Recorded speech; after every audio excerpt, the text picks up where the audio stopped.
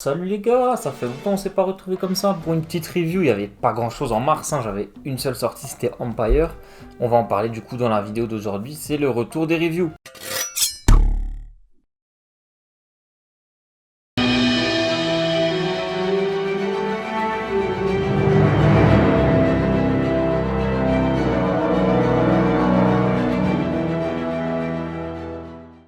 Alors on va commencer en rapide, en bref, par les trucs dont je vous ai déjà parlé. Donc on a comme d'habitude Venom qui bat son plein, l'arc Venom Beyond. Gros, si tu regardes mes vidéos et que tu lis toujours pas Venom, je peux plus rien pour toi, je vais pas en ajouter plus, c'est le meilleur run de ces dernières années chez Marvel, c'est incroyable, c'est génial, enfin tu connais la chanson. Dawn of X 11 et 12, là aussi tu connais la chanson, je les ai achetés mais je les ai pas encore lus en VF, mais j'ai lu ça en VO. Qu'est-ce qu'on a comme petite nouveauté? On a la série Aliens qui a commencé, qui est un peu un genre de Suicide Squad, c'est les rebuts de la société de Krakoa, les mecs qui arrivent pas à s'acclimater à la nouvelle vie parfaite. Qui sont pris par Mister Sinister, qui sont envoyés dans des missions très dangereuses. J'adore cette série, c'est une de mes séries préférées de Dawn of X, c'est très très beau. Et puis c'est beaucoup de personnages que je connais pas en fait. Il y a Havok, le frère de Cyclope, et Quanon, donc Psylocke, évidemment, ça on les connaît. Mais il y a Long Couteau, Nani, Orphan Maker, et je trouve ces persos trop bien, Wild Child. Après en patte il peut aller se faire foutre, mais les autres persos ils sont vraiment cool, donc j'adore voir cette équipe évoluer.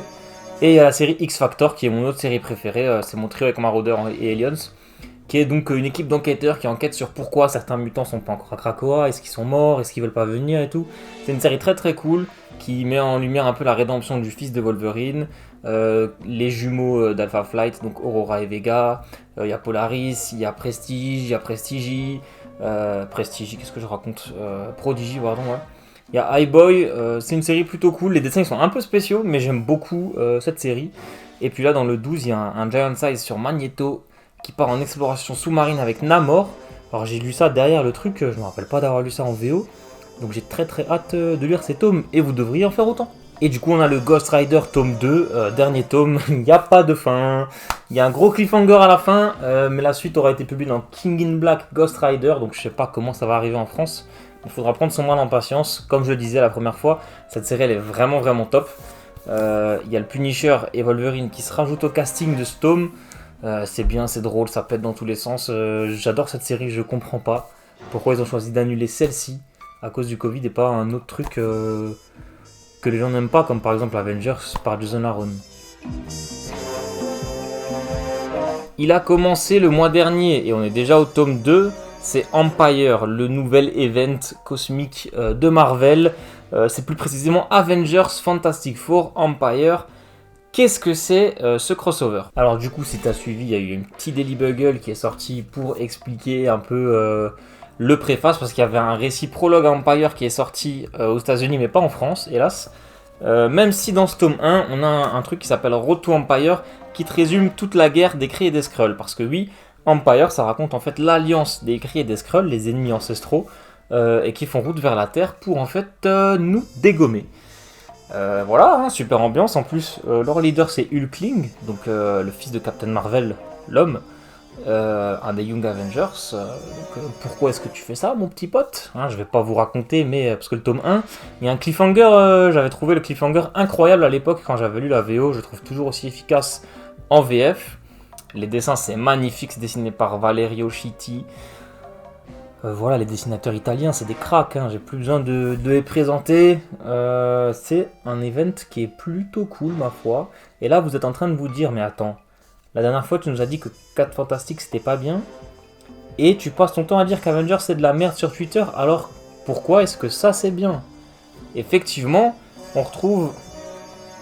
C'est pas écrit sur la couverture, mais on retrouve Dan Slott pour la partie 4 Fantastiques, donc en tant que co-auteur.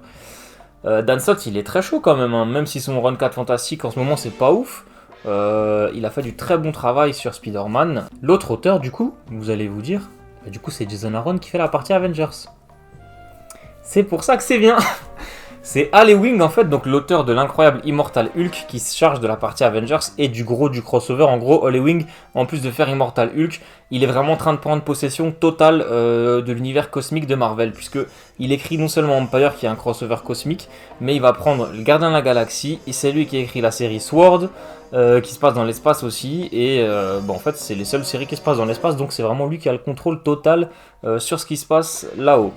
Donc ça c'est plutôt cool, et du coup il maîtrise, voilà, hein, ça fait très plaisir, les Avengers ils sont bien écrits pour une fois, donc je suis très content. Voilà, je vous conseille Empire, c'est vraiment cool, il y a 4 tomes, donc on est au deuxième. C'est franchement un bon crossover, ça pète bien, belle histoire et tout, les dessins sont très beaux. Franchement, j'avais bien kiffé le crossover quand je l'avais lu il y a un an, du coup, en plein début de pandémie. Parce que oui, ça, parlons-en, le crossover, il a souffert du Covid, hein, comme nous. En gros, ce qui s'est passé, c'est qu'il y avait un sommaire de fou. Il y avait tellement de séries de tie-in Empire, et à cause du Covid, la moitié des trucs ont été supprimés. Donc en France, je pense qu'on aura trois quarts peut-être de ce qui est sorti. En tout cas, là, on a Empire, logique. On a Empire Captain America, c'est un peu étonnant parce que dans mes souvenirs c'était le moins bon des tie-in. On a Empire Avengers qui est très cool, qui permet un peu de voir les autres personnages, Wonder Man, Mockingbird, Quicksilver, la sorcière rouge, tout ça. Et on avait le one-shot Savage Avenger Empire, donc c'est un crossover entre Conan le Barbare et Venom. Si ça vous sauce pas, moi je sais pas. Hein. Et on verra ce qu'on a au sommaire des suites. On a eu le one-shot sur Hulkling aussi, le one-shot sur Mantis. Je pense qu'on aura le one-shot sur Swordsman, un très très ancien Avengers qui fait son retour puisqu'il est très lié à cette histoire. Et puis ouais, c'est vraiment très cool. Il y a la série Empire X-Men qui était incroyable, même si vraiment pas trop liée à l'event au final. Et normalement elle sera publiée dans les pages de Dawn of X en France. Donc ouais, Empire, franchement, je vous le recommande. Comme dit, encore une fois, c'est 4 tomes, c'est 16€ le tome, un par mois. Ça va, c'est vraiment abordable, je trouve. Il n'y a pas besoin de prérequis. C'est vrai que je ne l'ai pas dit clairement, mais comme il y a le préface, en fait, Road to Empire, qui vous explique tout pour la guerre Chris-Skrull, il n'y a pas besoin de prérequis, vous pouvez foncer, même sans connaître les comics, et puis découvrir du coup les Avengers, les 4 Fantastiques, version comics.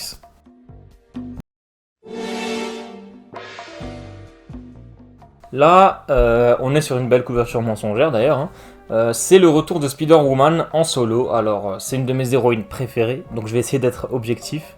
Qu'est-ce que c'est que cette nouvelle série Spider-Woman ? Comme je le disais dans la vidéo sur US Agent, ils lui ont fait le traitement spécial pour ressusciter un personnage qui est plus utilisé en solo depuis longtemps.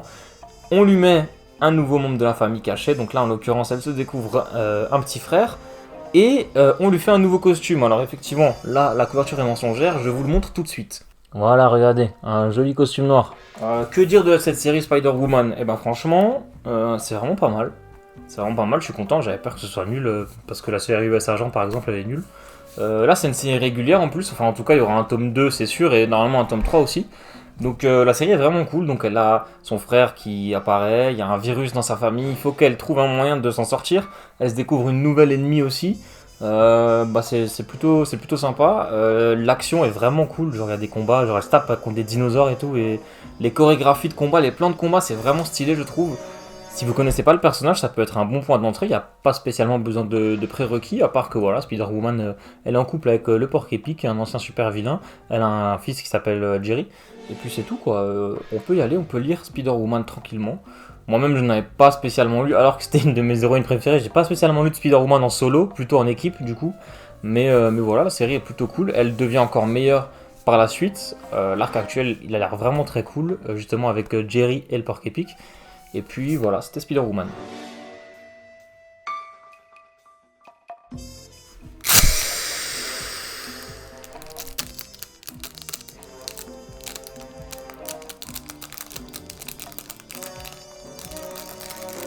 C'est les 30 ans de Deadpool, le mercenaire à grande gueule fête son anniversaire en grande pompe en France, puisqu'il n'a pas de série régulière actuellement, hein, vu que la super série par Kelly Thompson ici, là, avec les monstres, c'est une mini-série en 10 issues, donc on attend le tome 2 impatiemment, mais ce sera le dernier. Je vais enlever ce chapeau parce qu'il fait mal et en plus j'ai l'air con. Aïe. Donc je disais, Deadpool a 30 ans, il n'a pas de série régulière. Aux États-Unis ils lui ont juste fait un one-shot avec plusieurs petites histoires faites par ces différentes équipes créatives. Encore une fois, c'était celle de Jerry Dugan qui était la meilleure, hein, parce que c'est vraiment le maître sur le personnage.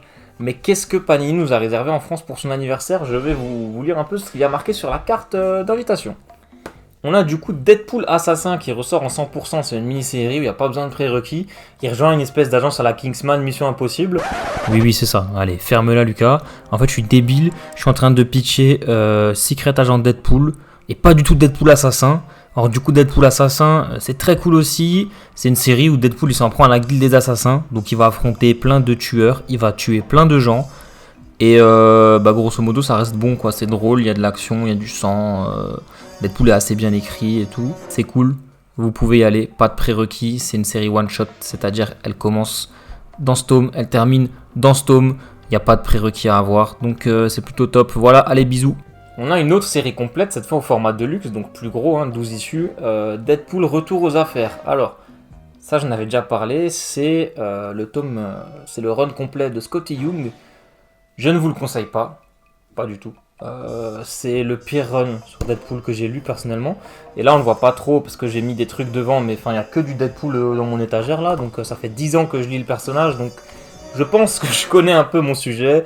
Franchement c'est nul. Le run Scott Young est nullissime. C'est l'exemple typique d'un mec qui a pas compris Deadpool. C'est-à-dire le perso il vient, il fait que briser le quatrième mur, que des vannes pourries, comme dans le film en fait. Et du coup, ouais, c'est vraiment pas bien. L'histoire est pas bien non plus. Le scénario a pas vraiment de trame, donc je vous recommande pas du tout ce run. On a l'anthologie Je suis Deadpool qui est ressortie, donc je sais pas spécialement ce qu'il y a dedans, mais voilà, c'est les anthologies Je suis. C'est tous les récits clés d'un personnage quand on le connaît pas à petit prix, donc encore une fois, ça peut être assez sympathique. Il n'est pas marqué sur le carton d'invitation et ça m'étonne, mais il y a le Deluxe, c'est le tome 2 de Deadpool par Jerry Dugan justement, qui s'appelle Le Bon, la Brute et le Truand, comme le film. Et bah là, encore une fois, je pense connaître mon sujet. C'est le meilleur récit de Deadpool qui existe, je pense. Il est incroyable. Voilà, ça c'est du bon Deadpool. Certes, il y a des blagues, certes c'est drôle, mais c'est triste, c'est émouvant, c'est sombre. Parce que Deadpool c'est aussi ça, c'est pas un mec qui fait des vannes parce qu'il aime faire des vannes, c'est un clown triste, c'est un mec qui fait des blagues parce qu'il est suicidaire. Et ça, Scotty Young, dans son truc, il l'a oublié. Mais pas Jerry Dugan. C'est un run incroyable sur les origines de Wade. Ce qu'il a fait avant de devenir un mercenaire et tout ça. Enfin, super connu. Il y a Wolverine et Captain America en guest star. Donc, c'est des personnages qui fonctionnent extrêmement bien avec Deadpool. Certes, c'est le tome 2, mais je pense que vous pouvez y aller quand même. Juste acheter celui-ci et commencer directement. Sinon, prenez le tome 1 aussi. Je ne saurais que recommander ce run. C'est incroyable. C'est déjà que j'aimais Deadpool avant, quand je l'ai lu ce run, je l'aimais encore plus. C'est incroyable. Mais du coup, il y a aussi ça, le Marvelverse Deadpool à 7€. C'est une petite compilation de 4 histoires, donc des épisodes annuels. Il y en a 2 avec Spider-Man, et puis il y en a 2 autres où Deadpool il fait le zouave avec plusieurs de ses copains. Franchement, c'est plutôt sympathique. Il y en a un seul que je ne connaissais pas, et qui est assez cool, qui est avec Bob, agent de l'Hydra. Et voilà, il y en a 2 avec Spider-Man, donc un où Deadpool prend le costume de Peter pour lutter contre le caméléon, qui est vraiment vraiment cool. Et il y a l'annuel de Spider-Man Deadpool, tout simplement en fait, puisqu'ils avaient une série régulière en 50 épisodes. Les 2 personnages, les 2 meilleurs amis, les 2 meilleurs potes. Donc ça c'est assez bien aussi. Et surtout, assez important en fait, il y a le récit qui explique pourquoi est-ce que Deadpool, vous savez, il avait pendant très longtemps des bulles de pensée, il en avait 2 en fait. C'était les voix qui parlaient dans sa tête et on savait pas trop pourquoi puisque c'était venu du jour au lendemain. Et là-dedans on a le récit qui explique pourquoi il y a ces voix, qui est la voix blanche, pardon, parce qu'en fait la voix jaune c'est les pensées de Deadpool, mais la voix blanche c'est un autre personnage.